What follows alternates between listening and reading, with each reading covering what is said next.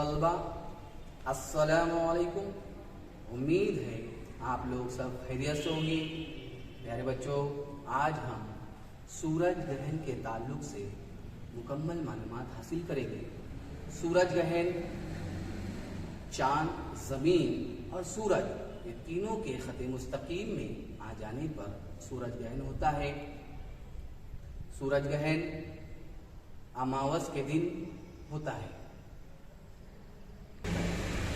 सूरज, चांद और जमीन तीनों एक ही खते मुस्तकीम में और एक ही सतह पर आ जाने पर सूरज ग्रहण वाक़ई होता है।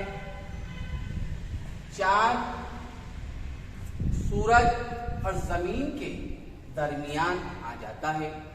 सूरज का साया चांद पर पड़ता है और चांद का साया जमीन पर पड़ता है। सूरज का साया दो किस्म का पड़ता है। पहला गहरा साया, दूसरा मध्यम साया। जमीन पर चांद का जहां मध्यम साया पड़ता है उसे जुज़वी सूरज ग्रहण कहते हैं और जहां गहरा साया पड़ता है उसे कामिल सूरज ग्रहण कहते हैं।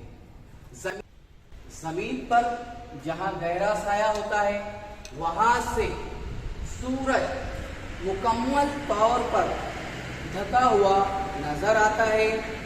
इस हालत को मुकम्मल सूरज ग्रहण कहते हैं और जहां पर मध्यम साया होता है उसे जुज़वी सूरज ग्रहण कहते हैं।